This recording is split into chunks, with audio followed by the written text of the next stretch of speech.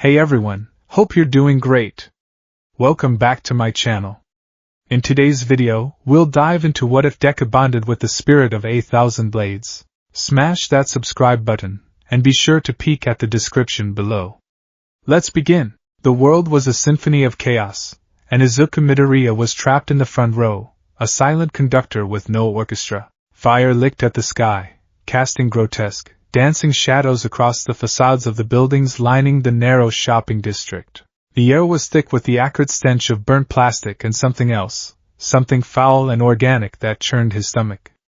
It was the scent of a villain. Screams had long since devolved into a low, anxious murmur from the crowd held back by police barricades. The heroes were on the scene, of course. Death Arms was there, his muscular arms, pistons of flesh and bone, straining against a warped steel girder that threatened to collapse onto a storefront. He was a paragon of strength, but his quirk was useless against the real threat. Kamui Woods was nearby, his wooden limbs held in check. "I can't get in there. The fire is my natural enemy," he yelled, frustration etched onto his face. The very air seemed to sizzle, a testament to the inferno the villain had created. Backdraft was doing his best, streams of high-pressure water arcing from the hydrants on his hands, but it was like trying to extinguish a volcano with a garden hose. He was containing the blaze, but not stopping its source. And the source was a nightmare made manifest. A monstrous, amorphous being of green sludge, bubbling and churning in the middle of the street. It was a writhing mass of filth, its form shifting, its two malevolent yellow eyes bobbing sickeningly in the sludge. It was the same villain who had attacked him earlier, the one All Might himself had captured. He must have escaped, Izuku's mind whirred, a frantic, analytical engine that never shut down. When All Might jumped, the bottle must have slipped from his pocket. "It's my fault. This is all my fault." The thought was a shard of ice in his gut. He clutched at the strap of his yellow backpack, his knuckles white. Inside, his burnt and battered notebook, Hero Analysis for the Future, No. 13, felt like a lead weight, a monument to his useless obsession. He had analyzed hundreds of heroes, catalogued their strengths, theorized about their weaknesses. And what good was it? He was just another face in the crowd, another helpless bystander watching a tragedy unfold. "Why aren't the heroes doing anything?" Someone muttered next to him. "It looks like they've got a hostage." Another replied, pointing with a trembling finger. Izuku's eyes snapped to the center of the sludge monster. His blood ran cold. It wasn't just a mindless rampage. The villain had captured someone. Two flailing arms, clad in the black of a school uniform, thrashed desperately. A spiky tuft of ash-blonde hair was visible, drenched in slime. And then, for a horrifying second, the sludge receded from a face contorted in a silent scream of agony and suffocation. The world stopped. Kaken. The name was a silent scream in his own mind. Katsuki Bakugo. His childhood friend. His tormentor. The one who had told him, just hours ago, to take a swan dive off the roof. The one who represented everything Izuku wasn't: confident, powerful, destined for greatness. Izuku watched, paralyzed, as Bakugo's quirk flared. Explosions erupted from his palms, not controlled and precise, but wild, panicked blasts. They did nothing to the liquid body of the villain. They only served to ignite the surrounding buildings, feeding the inferno. Each explosion was a desperate cry for help, a sign of his fading strength. Izuku's analytical mind took over, a defense mechanism against the overwhelming horror. Kaken's quirk uses nitroglycerin-like sweat. The more he sweats, the stronger the explosions. But in this situation, he's panicking, sweating from fear and exertion. The villain is using him, turning his own power into a weapon of mass destruction. He's suffocating him and using him as a living bomb. None of the heroes here have a quirk suited to this. Death Arms is a close-range brawler. Kamui Woods is weak to fire. Backdraft is busy with containment. Empty Lady can't fit in the narrow street. They're waiting for someone with the right quirk. But Kaken doesn't have that kind of time. He could see it in Bakugo's eyes. Across the distance, through the heat haze and the smoke, their eyes met. The usual arrogant, fiery crimson was wide with terror. It was a look Izuku had never seen on his friend's face before. It was a plea. A desperate, drowning plea. Help me. And then, somewhere in the crowd, Izuku saw him. A skeletal, emaciated figure, blonde hair drooping, clothes hanging off his bony frame. It was All Might in his true form. He was clutching his side, his face a mask of agony and self-loathing. He had reached his limit. The symbol of peace was as helpless as Izuku was. The greatest hero in the world was standing right there, and he couldn't do a thing. Hope, which had been a flickering ember, died completely. No one was coming. Kaken was going to die. He was going to die, and it was Izuku's fault. No. No. No. He didn't know why it happened. He didn't make a decision.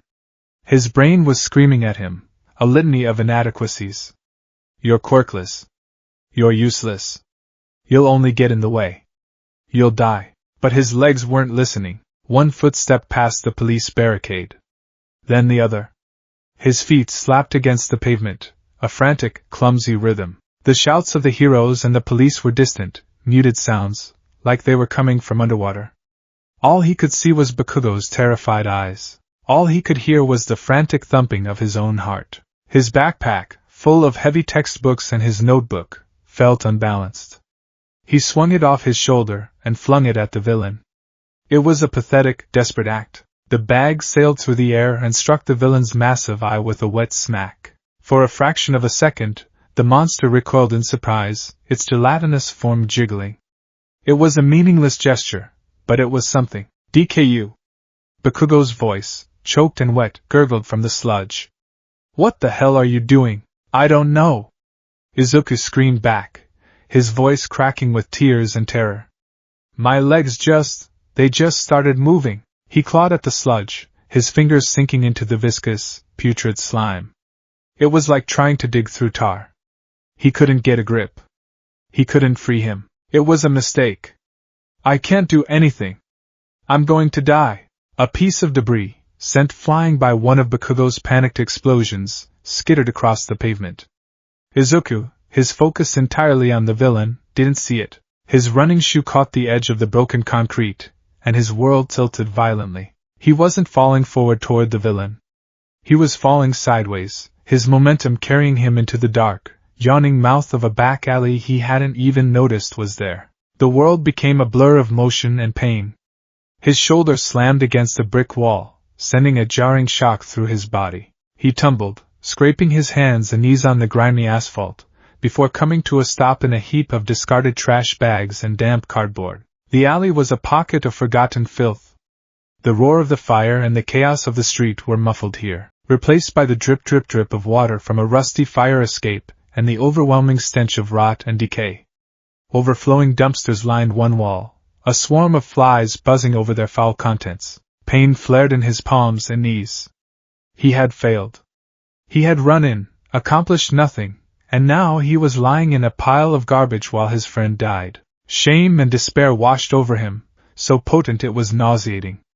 He pushed himself up, his hands searching for purchase on the slick ground. His right hand, scraped and bleeding, landed on something hard and unyielding beneath a pile of rotting newspapers. It wasn't concrete. It was long and thin, wrapped in what felt like moldy, frayed cloth. It was cold. Impossibly, unnaturally cold, a stark contrast to the oppressive heat of the fires just a few feet away. Curiosity, a foolish, irrelevant emotion, pricked at the edges of his panic. He pulled at the object. The wet newspaper tore away, revealing a katana.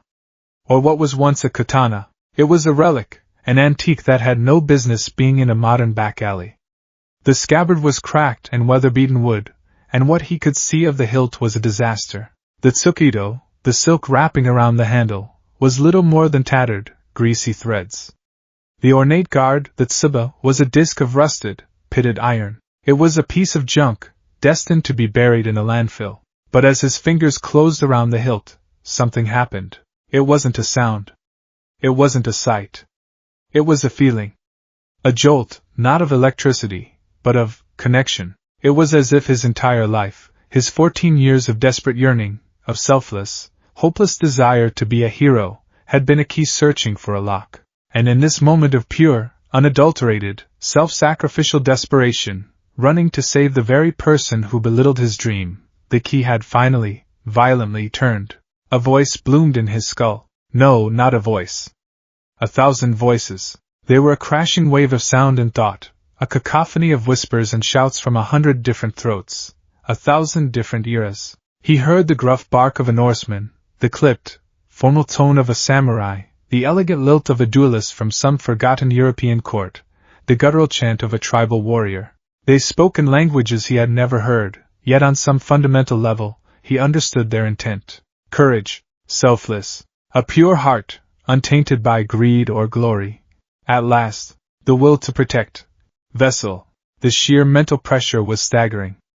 It felt like his brain was being compressed, like his skull was too small to contain the sudden influx of 1,000 lifetimes of experience. A sharp, splitting headache erupted behind his eyes. He squeezed them shut, a gasp tearing from his throat. The garbage, the alley, the distant fires, it all vanished, replaced by an overwhelming internal maelstrom. Then, as quickly as it came, the cacophony began to harmonize. The 1,000 disparate voices started to align, their individual timbres blending into a single, resonant chorus. The mental pressure eased, replaced by a profound, ancient power that settled deep in his bones. The voices spoke as one, a single thought echoing in the core of his being with the weight of ages. A worthy vessel. A selfless heart. At last, Izuku's eyes snapped open. The world outside his head came rushing back, but it was different now. Sharper. The edges of the dumpsters seemed clearer, the details on the crumbling brick wall more defined, and the katana in his hand, it was no longer cold. A warmth was spreading from the hilt up his arm, a gentle heat that felt like sunlight on his skin. He looked down. The rusted, decrepit katana was still just a piece of junk. But something was happening to it, or rather through it.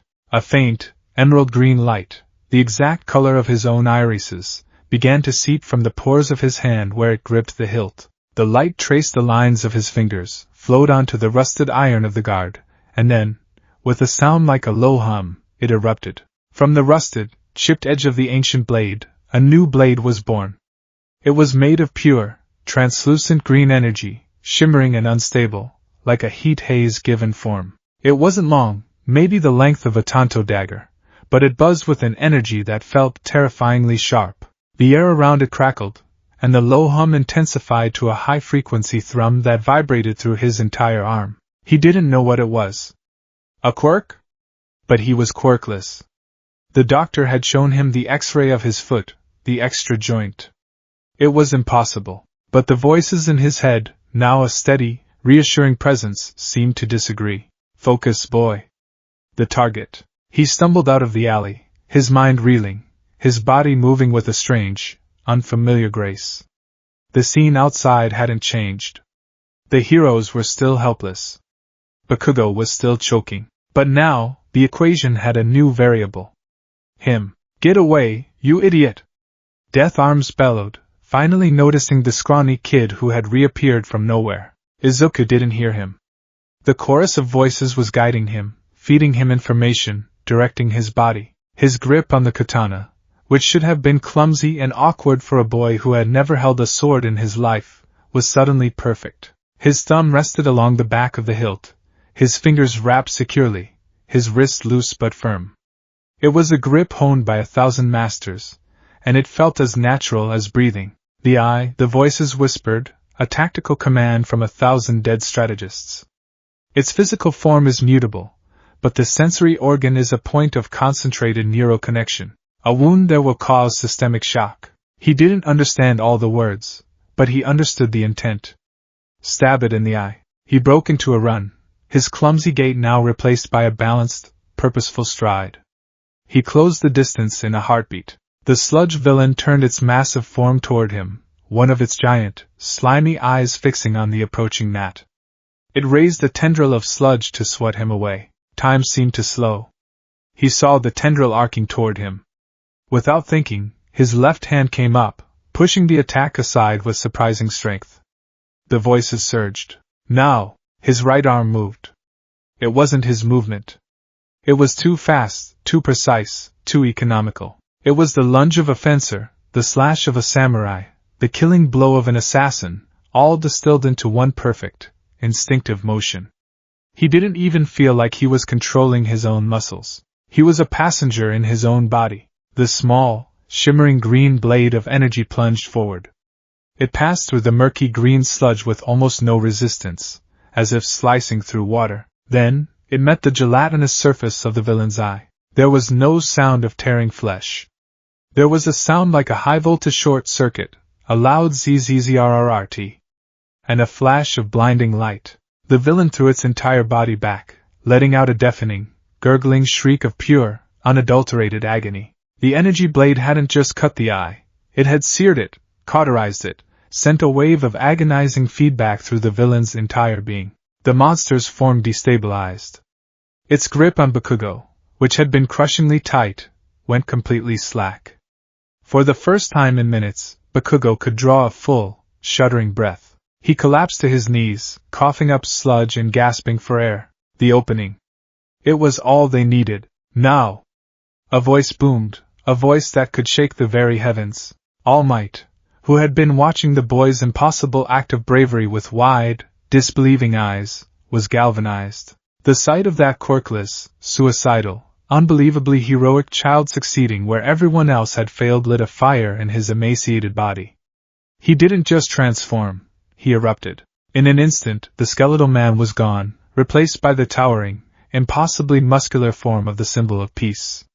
I really am pathetic, he roared, his voice a tidal wave of sound. He blurred forward, his fist cocked back. Detroit. Smash! The punch connected. It was a blow that carried the weight of a nation's hope. A hurricane of wind pressure tore through the street. The sludge villain didn't just get hit, it atomized, blasted into a million tiny green droplets that were scattered by the force of the gale. The very weather changed, dark clouds parting as a sudden downpour began, as if the sky itself was weeping with relief. The danger was over, and for Izuku, the connection was severed. The instant the threat to Bakugo vanished, the flow of power from the katana ceased. The thousand voices in his head, which had been a clear, unified chorus, suddenly screamed, a final surge of feedback that felt like a lightning strike to his brain. The green energy blade sputtered and died, vanishing into nothingness. The backlash was immediate and absolute. The physical exhaustion of channeling an unknown energy, the mental strain of hosting 1,000 consciousnesses, and the pure adrenaline crash all hit him at once. It was like every circuit in his body had overloaded and blown a fuse. His vision swam. The world dissolved into a smear of color and light. The strength fled his limbs, and his legs gave out from under him. The last thing he heard was the rusted katana clattering to the wet pavement beside him. Then, the world went black. Consciousness returned slowly in pieces. First came the sounds. The distant wail of sirens, the murmur of voices, the gentle hiss of rain on asphalt. Then came the smells. Petrichor, the clean scent of rain on dry earth, mingled with the lingering stench of smoke and something vaguely like ozone. Then sensation. He was lying on something cold and wet. A dull, throbbing ache radiated from his head, his shoulder, and his scraped knees. He felt drained, not just tired but hollowed out, as if something fundamental had been scooped out of him. He groaned, forcing his eyes open. The world was blurry. He saw shapes, figures in bulky outfits moving around. Paramedics. Pro-heroes. His vision slowly sharpened, and the first face he saw clearly was that of Kamui Woods, who was looking down at him with a severe expression. That was an incredibly reckless and foolish act, son, the hero said, his voice stern. You're lucky to be alive. You could have been killed, or you could have gotten the hostage killed. Death arms loomed beside him, his arms crossed over his massive chest. He's right. There's a reason we have licenses. What you did was vigilantism, and it's illegal. You interfered with a hero operation. We had it under control. You didn't, Izuku thought, but he was too weak to say it. He just stared up at them, his mind a confused fog. A paramedic knelt beside him, shining a penlight in his eyes. Pupils are responsive. Can you tell me your name? Midoriya. Izuku, he mumbled. All right, Midoriya. We're going to get you checked out. You took a nasty fall. He tried to sit up, a wave of dizziness washing over him. "Kaken, is he okay?" "The other boy is fine," a new voice said. He looked over to see Bakugo being tended to by another paramedic. He was wrapped in a shock blanket, but he wasn't looking at the paramedic. He was staring at Izuku, his red eyes wide with a turbulent, unreadable mix of fury, confusion, and something else. Something that looked suspiciously like humiliation. The moment their eyes met, Bakugo's face contorted into his signature scowl. He ripped the blanket off and stomped over, shoving past the bewildered paramedic. "DKU!" he roared, his voice hoarse. He jabbed a finger at Izuku's face. "Don't you dare look at me like that. I didn't need your help. I had him. I didn't need saving from a worthless, quirkless nobody like you." Every word was a hammer blow, but they lacked their usual venom. It was loud, it was angry, but it was brittle. It was the desperate shouting of someone trying to rebuild a reality that had just been shattered. "What was that trick, huh?" Bakugo continued, his voice dropping slightly, becoming more intense. "That light show?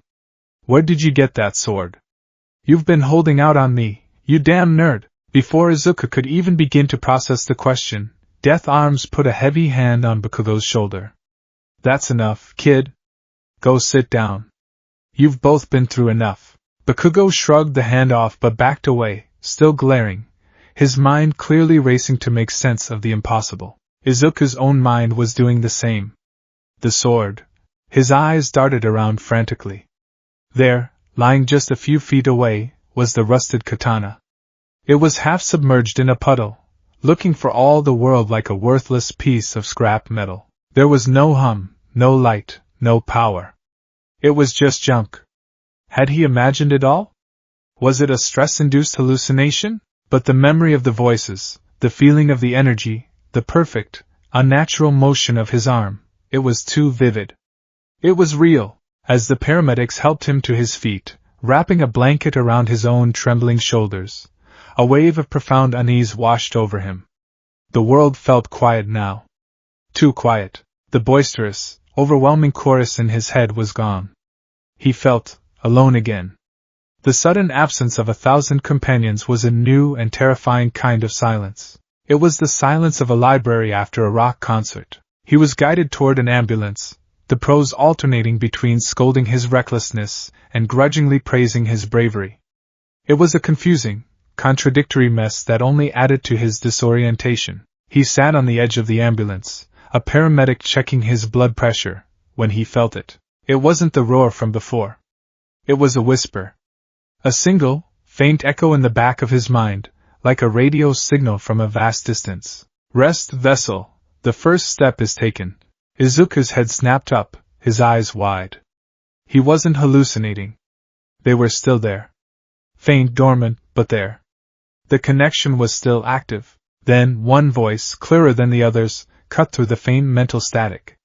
It was ancient, calm, and resonant with a power that felt as deep as the ocean. It was the voice of a leader, a general, a master. It was the voice that had unified the chorus. "I am Seken," the voice declared, not with arrogance, but with a simple statement of fact. The name resonated in Izuku's mind, feeling as solid and real as the ground beneath his feet. The 1,000 blades. "And we are you now?" Izuku stared into the middle distance, the paramedic's questions fading into white noise. The rain fell on his face, mingling with the silent tears he hadn't realized he was crying. Tears of fear, of relief, of utter, world-altering confusion. His dream of being a hero had always been a distant, impossible star. He had been told his whole life he couldn't reach it. He didn't have the power. But now, lying discarded in a puddle a few feet away, was a rusted piece of metal. And in the silent chambers of his own mind, 1,000 souls, the spirits of 1,000 master sword-wielders, had just pledged their allegiance. He had a power now. Not a quirk. Something else. Something ancient, something heavy, a legacy. And Izuku Midoriya, the quirkless, crying boy sitting on the back of an ambulance, had no idea that the weight of 1,000 souls was a burden far heavier than any he could have ever imagined. His journey hadn't just begun. His entire world had been reforged in the space of a single, desperate, heroic act in a filthy back alley. The dawn was a hesitant watercolor wash of gray and pink across the sky when Izuku first laid eyes on Dagoba Municipal Beach. The name was a cruel joke. This wasn't a beach, it was a tomb, a sprawling, metallic graveyard where the discarded dreams of the city had come to die. For as far as he could see, the once golden sand was buried under a mountain range of metallic skeletons, rusted cars, skeletal husks of washing machines, refrigerators gaping open like empty crypts, and a million smaller pieces of junk that formed a treacherous, jagged landscape. The air was a nauseating cocktail of the acrid tang of rust and the salty brine of the sea, a sad symphony of groaning metal and the lonely cry of gulls circling overhead. "Tada!" A voice boomed, startling him. Izuku turned to see All Might, in his towering muscle form, gesturing to the wasteland with a proud, sweeping arm. "Behold, young Midoriya! Your personal gymnasium! Your holy ground for the next 10 months. Izuku stared, his jaw slack. "All of this?" he stammered. "You want me to clean all of this?" "Not just clean it," All Might bellowed, his smile unwavering. "You are going to restore it. This place used to be beautiful, a spot for families and young lovers, but over the years, illegal dumping has turned it into this eyesore. The heroes of today are all about flashy villain fights and camera time. The quiet, foundational work of heroism, community service, restoring public spaces, is often overlooked. A true hero serves the people in all things, big and small." He then deflated in a familiar, disheartening cloud of steam, shrinking down into the gaunt form of Tashinori Yagi.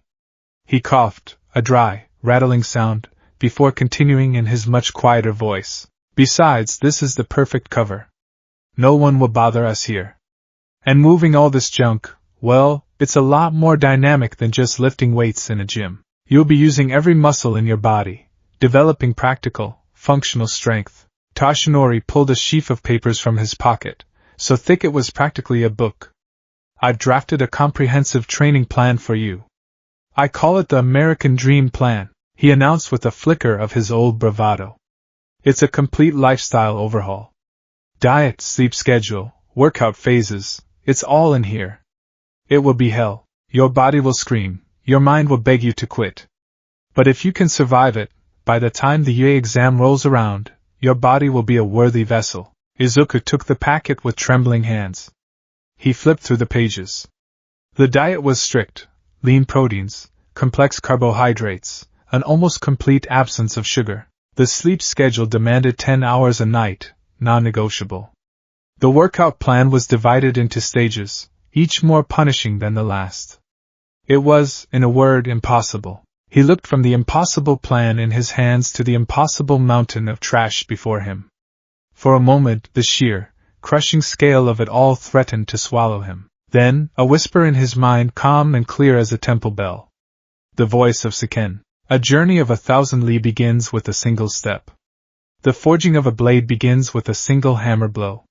This is your fire. This is your anvil." Izuku's shoulders straightened. He looked at Tashinori, his eyes shining with a terrifying, borderline maniacal determination. "I'll do it," he said, his voice firm. "I'll do all of it." Tashinori grinned, a real, proud smile. "That's the spirit, my boy. Now, for your first task." He pointed to a massive, rusted refrigerator half buried in the sand. "Get that onto the back of that truck." The truck was parked on the promenade 50 yards away, up a sandy incline. The refrigerator looked like it weighed a ton. Izuku swallowed hard, nodded, and began his descent into hell. The first month was agony. Pure, unadulterated, soul-crushing agony. His days were a brutal cycle. Wake before dawn, run 5 kilometers along the shoreline, which felt more like running through wet cement, then spend hours hauling, pushing, and pulling junk under Tashinori's watchful eye. His evenings were spent on schoolwork, a meticulously portioned dinner, and then collapsing into a sleep so deep it felt like a temporary death. His muscles, which had known nothing but a sedentary life of study and observation, screamed in constant, unending protest. Every morning he woke up feeling like he'd been run over by a truck. His hands, soft and uncalloused, were a raw, blistered mess. But the physical pain was only half the battle. The other half was fought in the silence of his own mind. His secondary training, the honing of the blade, was a far more nebulous and frustrating endeavor. All Might could give him a physical regimen, but he couldn't teach him how to commune with 1,000 dead swordsmen. That was a path Izuku had to walk alone. Senkin's guidance was cryptic, more philosophical than practical. It insisted that before he could wield the blades, he had to master his own mind. To do this, he had to enter what Siken called the inner dojo. The first time he managed it, it was by accident. He was sitting on a pile of old tires during a water break, his body trembling with exhaustion, his mind a foggy haze. He closed his eyes, trying to just breathe, and let his focus drift inward. The world dissolved. The sound of the waves, the stench of rust, the pain in his muscles, it all faded away. He found himself standing on a polished, dark wood floor. The space around him was vast, seemingly infinite. The walls were traditional shoji screens, but instead of paper, they seemed to be made of misty, shifting light, showing fleeting, silent glimpses of other times and places, a snow-covered forest, a sun-drenched courtyard, a dark battlefield under a full moon, and sitting in perfect, silent rows in the formal Seiza position, were the figures. 1,000 of them.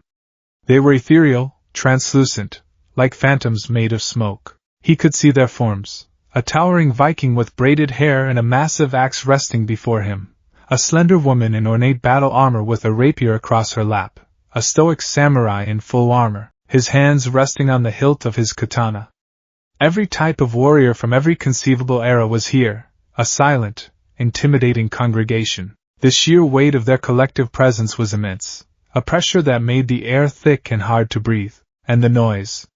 The whispers he'd heard before were now a cacophony. 1,000 minds trying to speak at once, 1,000 different thoughts, emotions, and memories overlapping into an unbearable psychic static. It was disorienting, nauseating. This is the chorus of Siken, the main voice echoed, cutting through the din. Every soul that has ever mastered this blade resides here.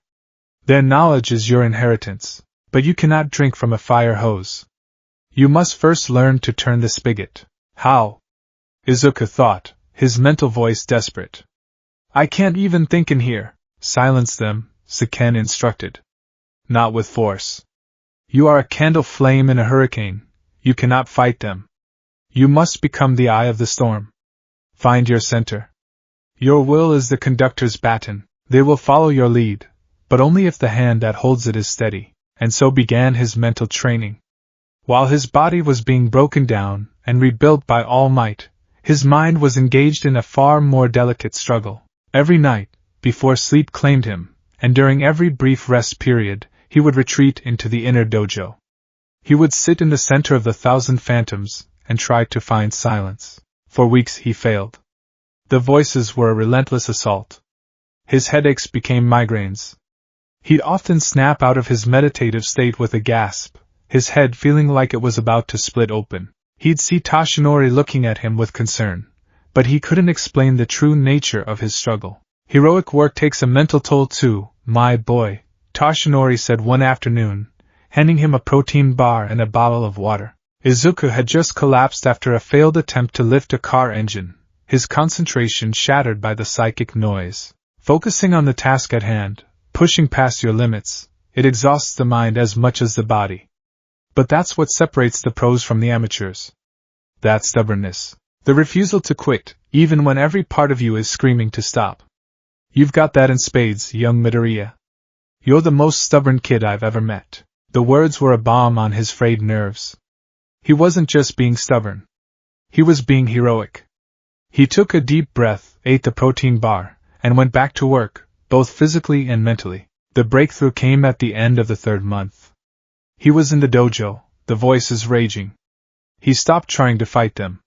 He stopped trying to push them away. Following a sudden instinct, he did the opposite. He accepted them. He let the wave of 1,000 minds wash over him, and instead of being swept away, he simply listened. He stopped seeing them as an external force, and started to see them as a part of himself. And in that moment of acceptance, he found his center. A tiny, warm spark ignited in his chest. It was his own will, pure and distinct. He held on to it, nurtured it. The chaotic voices didn't vanish, but they receded, their cacophony softening into a background hum. He had found the conductor's baton. Good, Senkin's voice resonated in the newfound quiet. Now, the first lesson. One of the 1,000 phantoms, sitting near the front, stirred. It was a man of indeterminate age, with a calm, stoic face and eyes that seemed to hold the wisdom of a deep, still lake. He was dressed in simple, unadorned robes, and he radiated an aura of absolute control. He rose and walked to the center of the dojo, his movements fluid and precise. "This is Kensei," Seiken introduced. "The Sword Saint. The 312th wielder. His mastery of the fundamental blade was absolute. He is your first teacher. He will teach you to manifest the unwavering will." Kensei didn't speak. He simply held out his hand. From his palm, a perfect, stable, humming blade of pure white light bloomed into existence. It was the same energy Izuku had manifested, but where his had been small and flickering, this was solid, real, and radiated a quiet, dangerous power. Kensei held it for a moment, then let it dissipate. He then looked at Izuku, his expression expectant. The lesson had begun. The next 4 months were a process of synchronization. The dual training regimens began to complement each other. As Izuku's body grew stronger under All Might's brutal American dream plan, he found he had more stamina for his mental training. The stronger his physical core, the steadier his mental center became. His attempts to manifest the unwavering will were clumsy at first. He'd grip the rusted katana, close his eyes, and pull. It was a strange sensation, like drawing water from a well deep inside his soul. The first few times, all he managed was a brief, feverish heat in his palm.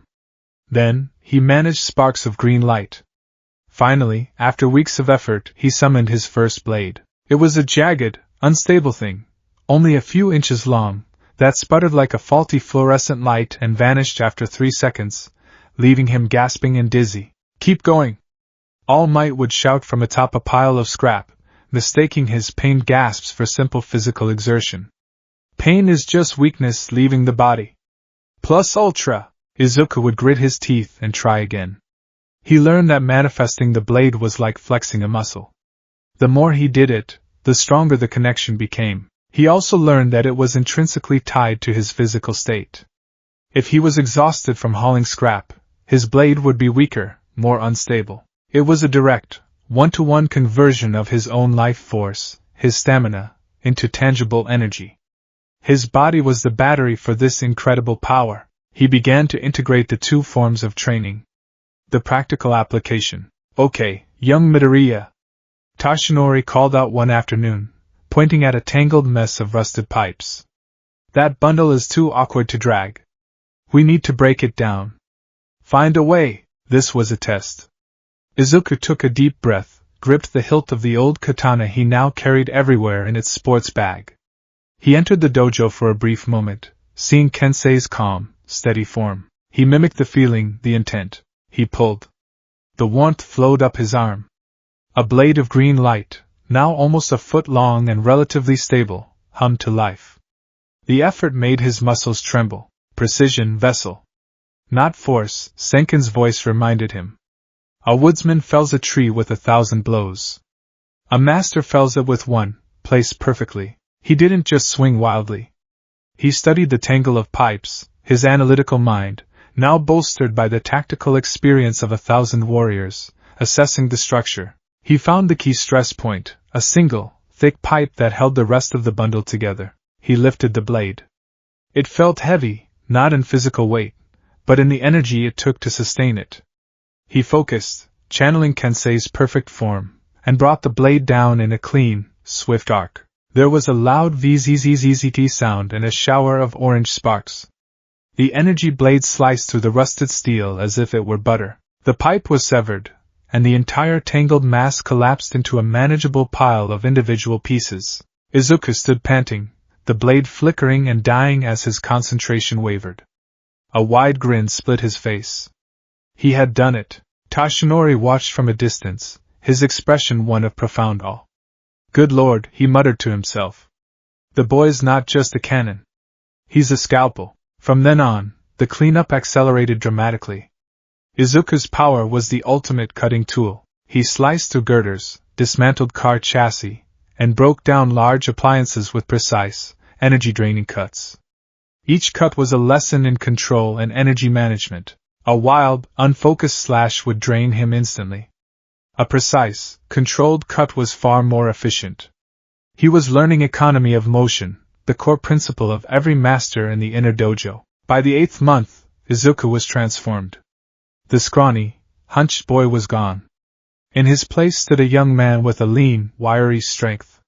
His shoulders were broader, his posture straight and confident. The constant physical labor had etched lines of muscle onto his back and arms. He was by no means a bodybuilder like All Might, but he was solid, conditioned, and possessed a startling endurance. His mastery of the unwavering will was nearly complete. He could summon the full-length energy katana at will. It no longer flickered. It was a solid, beautiful thing, a blade of pure, solidified intent that hummed with a low, steady thrum. He could maintain it for nearly 15 minutes of continuous use before exhaustion began to set in, a testament to his vastly improved physical and mental stamina. With this newfound control, Sekin deemed him ready for the next step. The unwavering will is the foundation, the voice explained one night in the quiet dojo. It is the trunk of the tree. But a hero needs more than just a single blade. You must learn to manifest the branches. 2 new phantoms stepped forward. The first was a woman, lithe and wiry, dressed in dark, form-fitting leathers that seemed to drink the light. Her movements were silent, economical, her eyes sharp and predatory. Sekin called her Silas, the 781st wielder, a master assassin from a forgotten age. She didn't conjure a sword. She held up her hand, and 3 small, leaf-shaped daggers of shimmering energy appeared, hovering over her palm. With a flick of her wrist, she sent them flying across the dojo, where they embedded themselves, quivering, in a distant practice post. Fleeting thoughts, Sekin named the technique. Smaller, less stable, but swift and versatile. For distraction. For precision at a distance. The second phantom was a stark contrast. It was a giant of a man, encased in heavy, plate steel armor that bore the crest of a diving falcon. His presence was one of absolute immovability. Like a mountain, he held no weapon. Instead, he slammed his fist into his palm, and a round, translucent shield of crackling green energy, 3 feet in diameter, materialized on his forearm. This was Sir Gideon, the 455th, Sekin said with a tone of deep respect. A guardian. His will was a fortress. This is the guardian's resolve. A hero does not only strike. He protects. The final 2 months were a frantic race to master these new forms.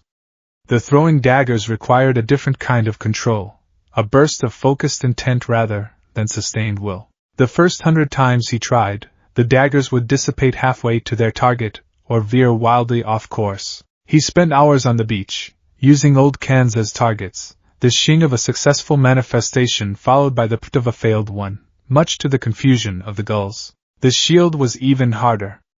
It required a deep, grounded defensive intent. To manifest the guardian's resolve, he couldn't be thinking of attack. He had to pour his desire to protect into the energy. It was heavy, a massive drain on his stamina, and holding it felt like leaning into a hurricane. All Might, understanding the need for defensive training, would often throw tires or pieces of scrap at him, forcing Izuku to manifest the shield to protect himself. The first time a tire slammed into the energy shield, the impact traveled up his arm and nearly dislocated his shoulder, but the shield held. The day before the UA entrance exam, the 10 months were over. Izuku stood on the promenade, looking out over Dagoba Beach as the sun began its ascent, painting the sky in fiery strokes of orange and purple. The air smelled clean, of salt and sea and nothing else. The sand, once buried, was now a vast, pristine expanse of gold, washed clean by the tide. The beach wasn't just clean, it was renewed. It was beautiful. A familiar cloud of steam announced Toshinori's arrival. He looked out at the transformed landscape, his sunken eyes wide. He had seen the daily progress, but seeing it all complete, all at once, it was breathtaking. "My boy," he whispered, his voice thick with emotion. "You actually did it. You did it all." Izuku turned to him, a small, confident smile on his face. He stood atop the very last piece of junk, the same massive, rusted refrigerator from the first day, which he had saved for this moment. "You're ready, young Midoriya," Toshinori said, his gaze intense. "You've forged your body. You've honed your spirit. Now show me. Show me the culmination of these 10 months of hell," he grinned, pointing at Izuku. "Stand atop your first victory, and scream it from the very core of your being. Proclaim to the world that you are here." Izuku took a deep breath. He thought of the past 10 months. The pain, the sweat, the blood. The agony of his muscles, the splitting headaches, the constant, gnawing exhaustion. He thought of the quiet pride in Toshinori's eyes, the silent approval of the 1,000 souls in his mind. He thought of the quirkless, crying boy he had been, and the person he was now. He filled his lungs, drawing in the clean sea air, and he let out a roar. It wasn't a scream of anger or frustration. It was a declaration. It was the sound of a spirit that had been caged for 14 years finally breaking free. It echoed across the empty beach, a primal, triumphant sound that scattered the gulls and seemed to make the very waves pause. As the roar faded, he acted.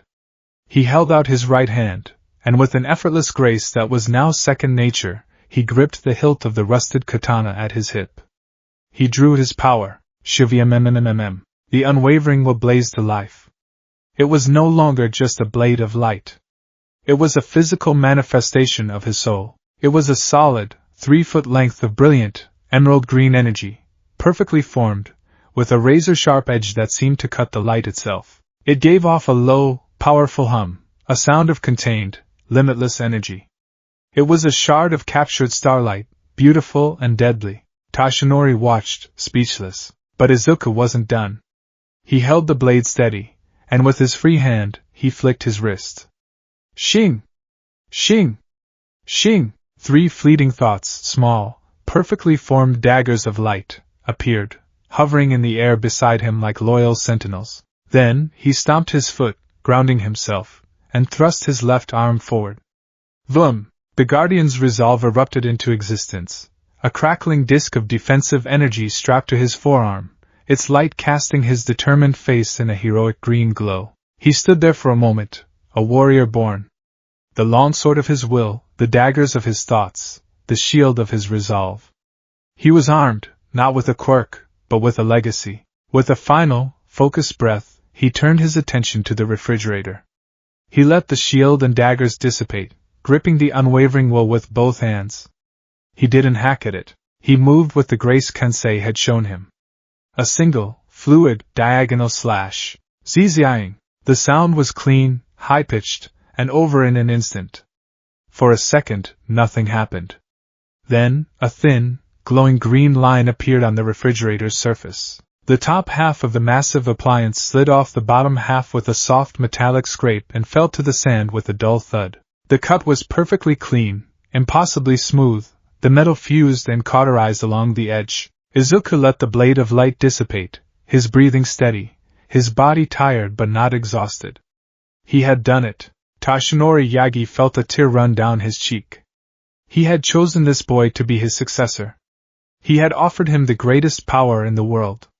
And the boy had refused, choosing his own impossible path instead. And now, look at him. He had taken that impossible path and carved it into a road to heroism with his bare hands and indomitable spirit. "You've done it, my boy," Toshinori said, his voice thick with a pride so fierce it almost hurt. "You are ready." He walked over and handed Izuku a smartphone.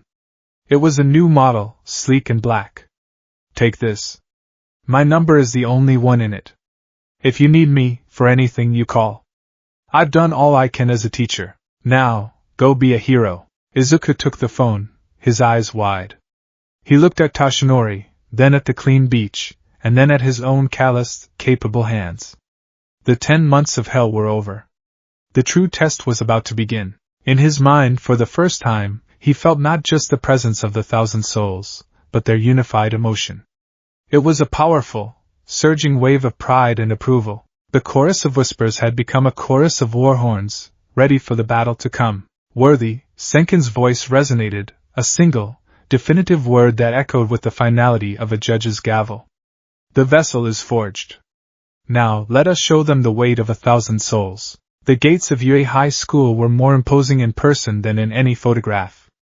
They were a monumental threshold, a gateway to a world Izuku had only ever dreamed of entering. For 14 years he had stood on the outside looking in, a fervent admirer of a hallowed ground he could never walk.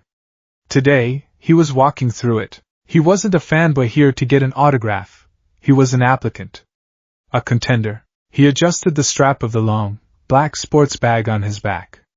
It was heavy, not just with the physical weight of the rusted katana within, but with the metaphysical weight of 1,000 souls. The familiar, comforting presence of Siken was a low hum in the back of his mind, a silent chorus observing the world through his eyes with a mixture of curiosity and ancient stoicism. Physically, he was a different person from the scrawny, trembling boy who had stood on that rooftop 10 months ago.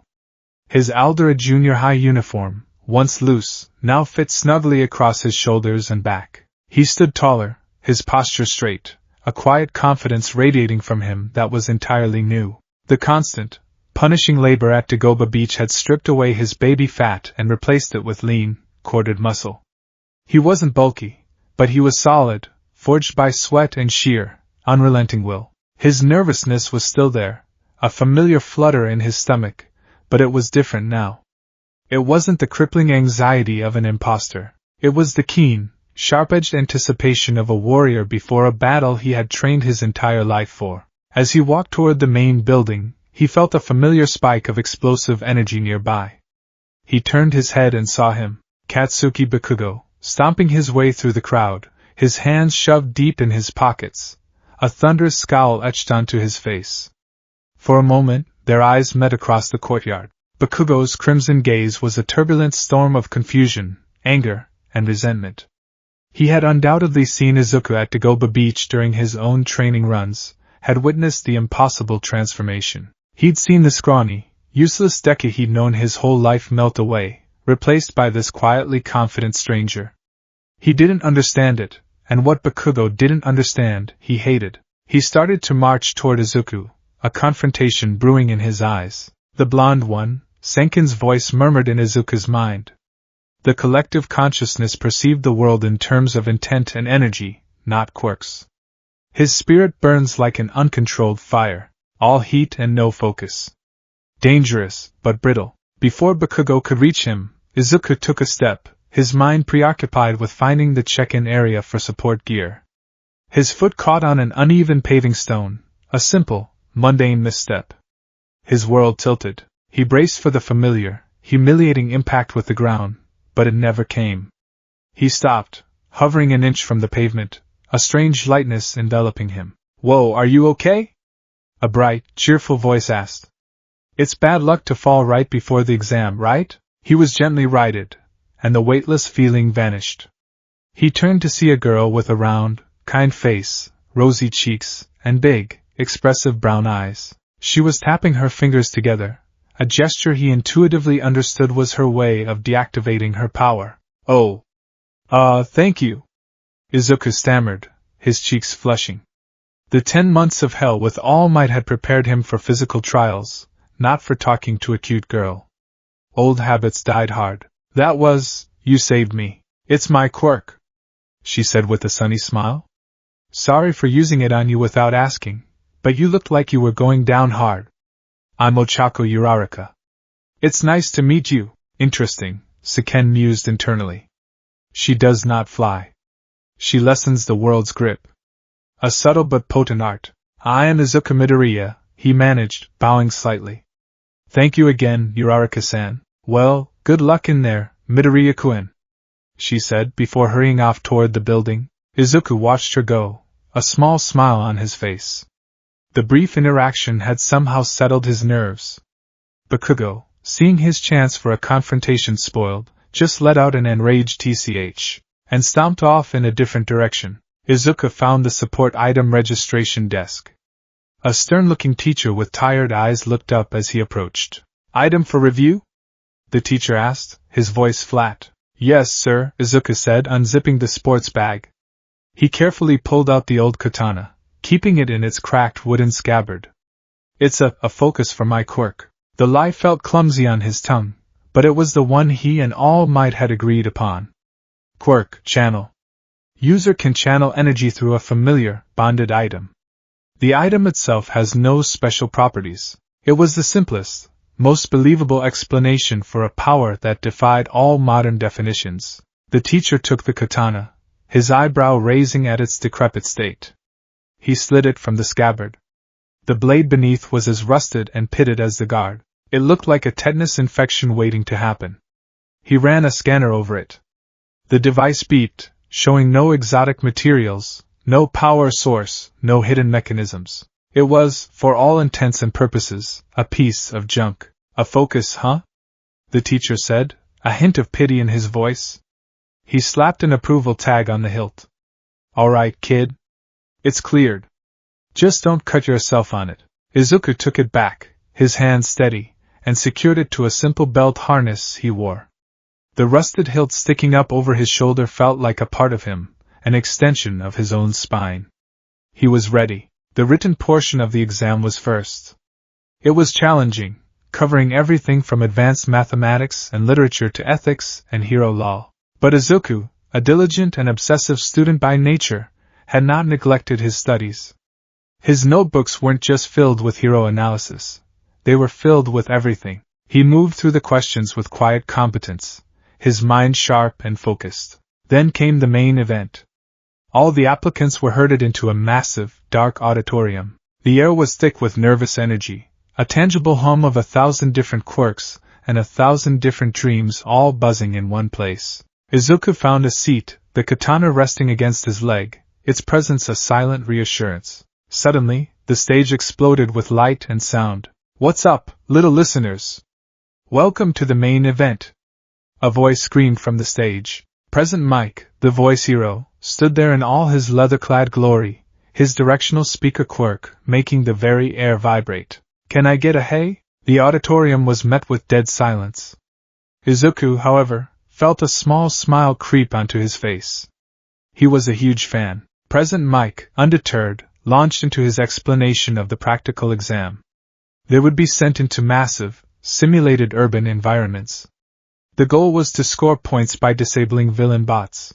There were 3 types, 1-pointers, 2-pointers, and 3-pointers, with difficulty scaling with the point value. Think of it like a video game. Present Mike yelled. Use your incredible quirks to rack up a heroic score. Izuku's analytical mind went into overdrive, just like old times. Okay, so it's a combat test. The point values likely correspond to the robot's armor, speed, and offensive capabilities. They want to see power, but also strategy. Taking out 10 1-pointers might be easier than 1 3-pointer. It's about efficiency. Time management will be key. And one more thing, listeners. Present Mike continued, as a giant silhouette appeared on the screen behind him. There's a 4th type of villain bot, the 0-pointer. This guy's an arena trap. He's worth 0 points, so there's no reason to fight him. Your best bet is to just run away. A tall, broad-shouldered boy with glasses stood up abruptly, his hand chopping the air with rigid precision. Excuse me, sir.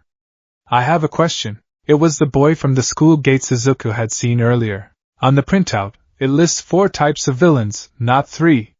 If this was a misprint, it would be a great shame for a prestigious institution like UA High. And furthermore, he continued, pivoting to point directly at Izuku, you, with the curly hair. You have been muttering and fidgeting this entire time. It is distracting. If you are not taking this seriously, then you should leave. A few people snickered. The old Izuku would have shrunk into his seat, stammering apologies. The new Izuku simply looked up at the boy, blinked, and then gave a small, apologetic nod. He hadn't even realized he was mumbling. My bad, he said quietly, but not timidly. Before the boy could continue, Present Mike intervened. All right, examinee 7111. Thanks for the excellent question. The 4th bot is the 0-pointer I just mentioned. He's just an obstacle. Now, everyone head to your designated battle centers. And remember the school motto. Go beyond.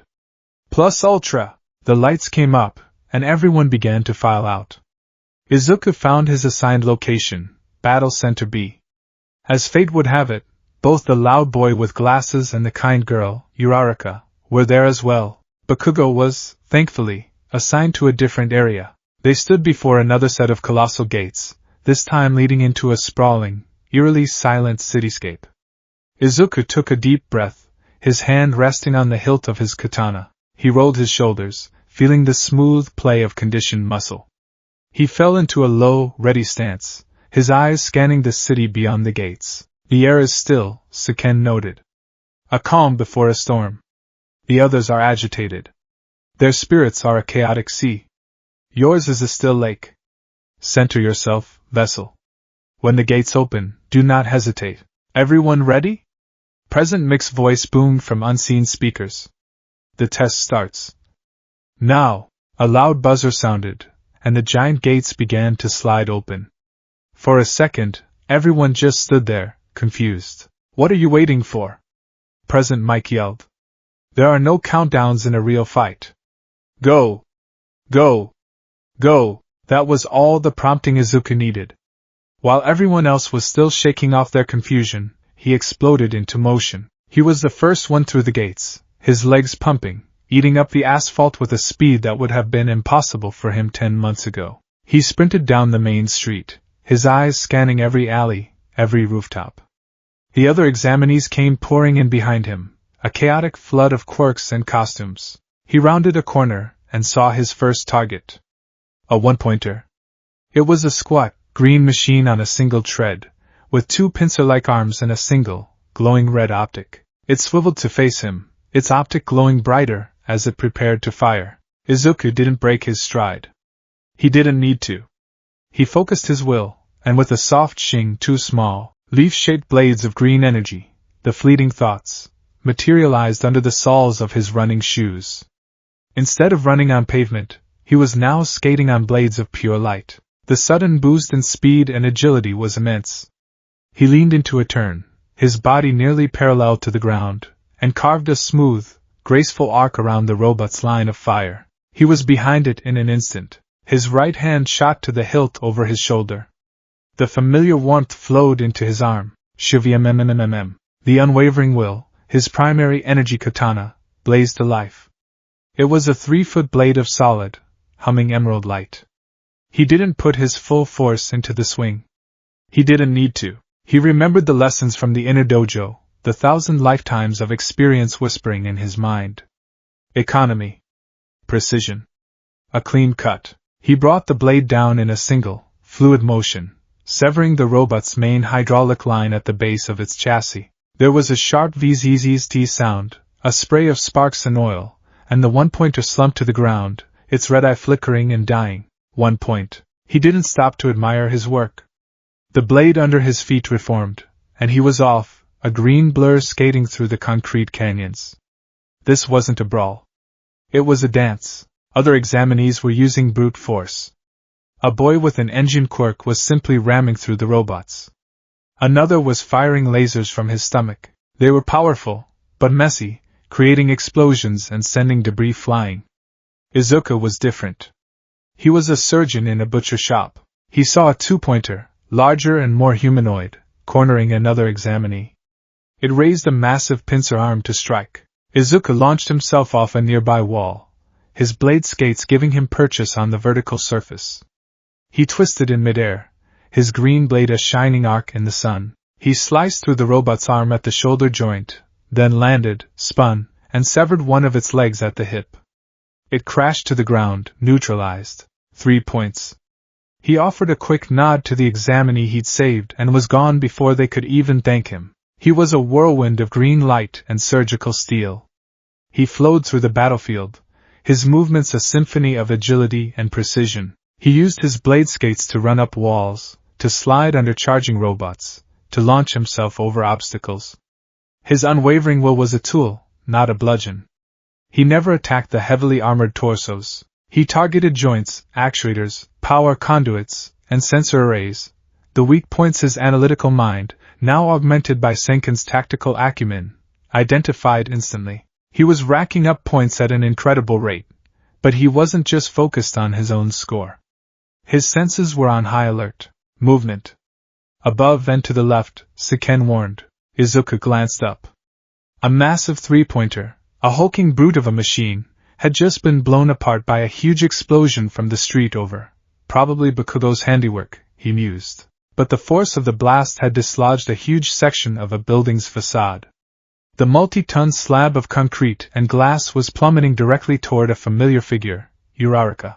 She was panting, having just dispatched the two-pointer, and hadn't seen the danger from above. There was no time to pull her out of the way. No time to slice the debris. His mind didn't even have time to process a plan. His body, his soul, just reacted. His intent shifted instantly. The aggressive, forward-driving will required to manifest his offensive blades vanished, replaced by a deep, powerful, primal urge to protect. He sprinted toward her, his blade skates dissolving as he poured all of his focus into a different technique. "Uraraka-san, look out!" he yelled. He planted his feet, digging his heels into the asphalt, and threw his left arm forward, palm open, positioning himself directly between her and the falling debris. He pulled on the will of Sir Gideon, the phantom guardian in his dojo. He channeled the feeling of being a fortress, a mountain, an unbreachable wall. "Guardian's resolve!" he roared, the name of the technique ripping from his throat. Vroom! A disk of crackling, translucent green energy erupted into existence on his forearm. It expanded rapidly into a 3-foot circular shield, humming with immense defensive power. He braced himself, bending his knees, a guttural yell tearing from his lungs as the shadow of the debris engulfed him. The impact was deafening. A titanic crunch of stone against pure energy. The force was astronomical. It drove Izuku back a step, his shoes skidding on the pavement. The shield buckled violently, spiderweb cracks of emerald light spreading across its surface. His arm felt like it was being torn from its socket, and the sheer feedback of absorbing the kinetic energy sent a shockwave through his entire body, rattling his teeth. But the shield held. The massive slab of concrete shattered against the energy barrier, breaking into a harmless shower of dust and pebbles that rained down around them. The shield, its purpose served, flickered and died. Izuku fell to one knee, his left arm trembling uncontrollably, his lungs burning. The single defensive act had cost him more energy than all the robots he'd destroyed combined. "Midoriya-kun!" Uraraka cried, rushing to his side. "Are you okay? That was amazing."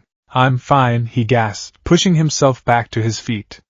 He looked at her, saw she was unharmed, and a genuine smile touched his lips. "Just had to protect you." Before their moment could continue, the ground began to tremble. It started as a low rumble, a vibration felt in the soles of their feet. It grew rapidly into a ground-shaking tremor that made the buildings themselves groan. A shadow, vast and impossibly tall, fell over their section of the city, plunging them into an artificial twilight. Down the main thoroughfare, it appeared. The zero-pointer. It was a titan.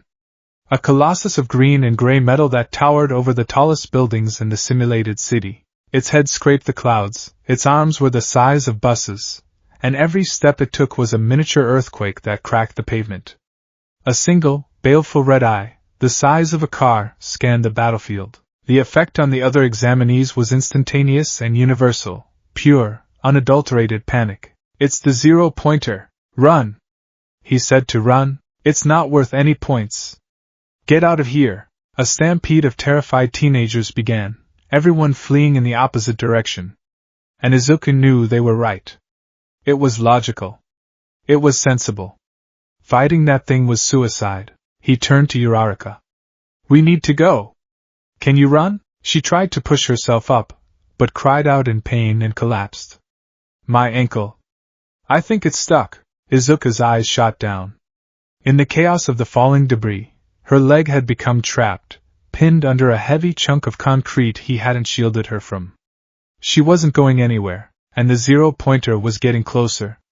Its massive head swiveled, its single red eye locking onto the two small figures who weren't running. It raised a hand the size of a house, preparing to swat them like flies. Time stopped. Everyone was running away.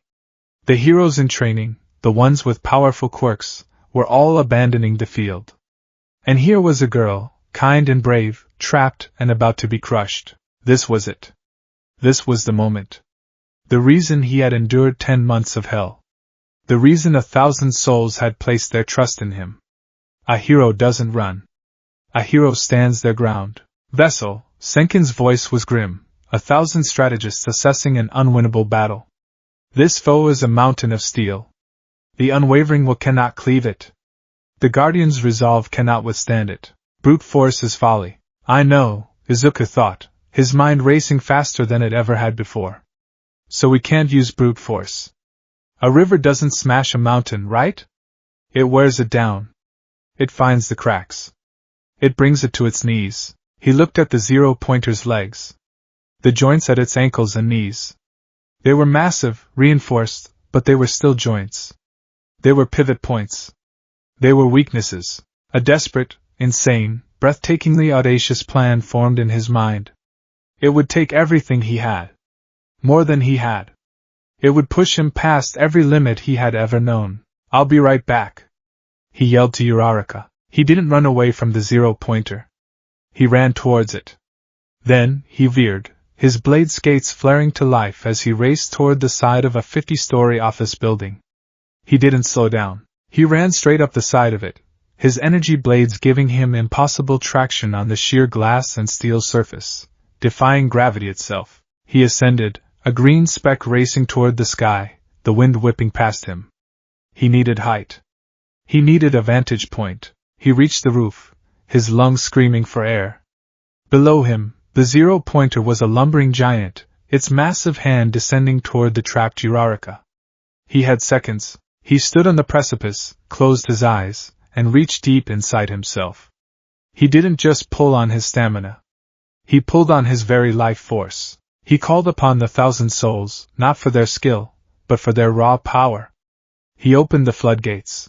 A torrent of brilliant, untamed emerald energy erupted from his body. It wasn't controlled and focused like his sword. It was a wild, blinding aura. Green light bled from his eyes and the corner of his mouth. He could feel the strain, a terrifying sensation like his own soul was beginning to fray at the edges. Senkin's voice roared in his mind, a chorus of alarm and warning. This was soul burn, the state where channeling their power began to damage his own spirit. He ignored it. Come on! He screamed into the wind, his hands outstretched. Give me everything you've got. He poured the raw energy into the technique Silas, the assassin, had shown him. He began to summon the fleeting thoughts. Not 3.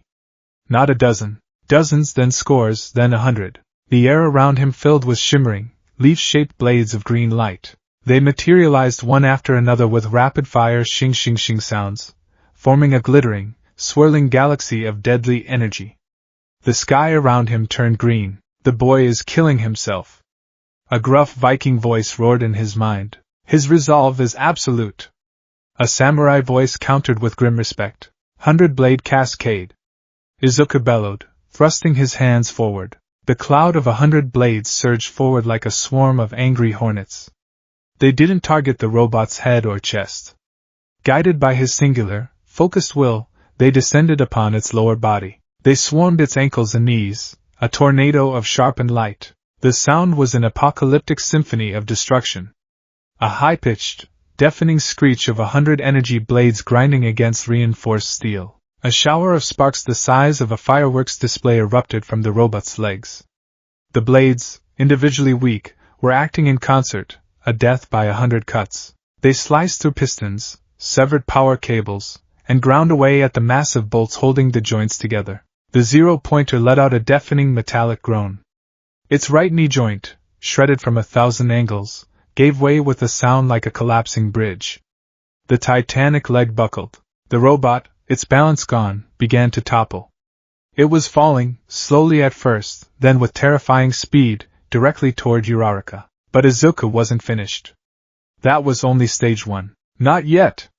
He gasped, blood now trickling from his nose from the sheer strain. He raised his hands again. The remaining blades in the air, along with the unwavering will that he summoned in his hand, flew together. He didn't command them to cut. He commanded them to weave. The blades shifted, their forms elongating, flattening, connecting. They knit themselves together in midair, forming a colossal, shimmering net of green energy, 100 feet wide, directly in the falling robot's path. It was a beautiful, impossible construct, a fisherman's net woven from starlight. The zero-pointer, groaning its metallic death throe, crashed into the net. The impact was cataclysmic. The net strained, every strand of light blazing with furious energy. Dozens of the smaller blades shattered instantly, their energy dissipating with sharp cracks like rifle fire, but the net held. It sagged, it buckled, it stretched, but it held. The robot's gargantuan momentum was slowed, its descent redirected. Instead of crushing Uraraka, it was guided away, crashing into the street 20 yards to her left with a ground-shaking impact that threw up a cloud of dust and debris. The moment the robot was down, the last of Izuku's strength vanished. The energy net dissolved into a puff of green smoke. The aura around him died. His eyes rolled back in his head. The world went black, and he collapsed forward unconscious, falling from the roof of the 50-story building. But even in unconsciousness, a single, primal instinct remained: survive.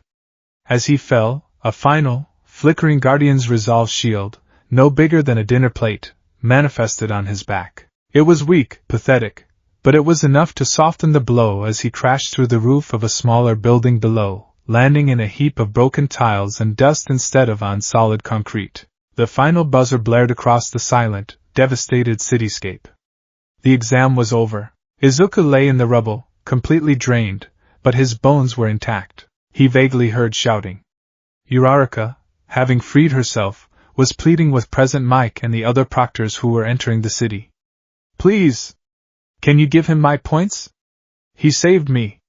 He saved everyone. He was so amazing. A tiny, elderly woman in a doctor's coat, recovery girl, approached the wreckage where Izuku lay. She tooted, looking him over. Well, now, this is a surprise, she said, her voice ancient and kind. No broken bones. Not a single one. Just complete and utter spiritual and physical exhaustion. What in the world is your quirk, dearie? Izuku couldn't answer. He was adrift in a sea of darkness, but for the first time, it was a peaceful darkness. In the deepest corner of his mind, he could feel the thousand souls of Senken. They weren't whispering. They weren't roaring. They were humming. A low, powerful, resonant hum of profound, unadulterated respect. He had taken their power, their knowledge, and used it not just to fight, but to save. He had performed a miracle of skill, not just brute force. He had passed the test. Not just UA's but theirs. And his journey, the true dance, had only just begun.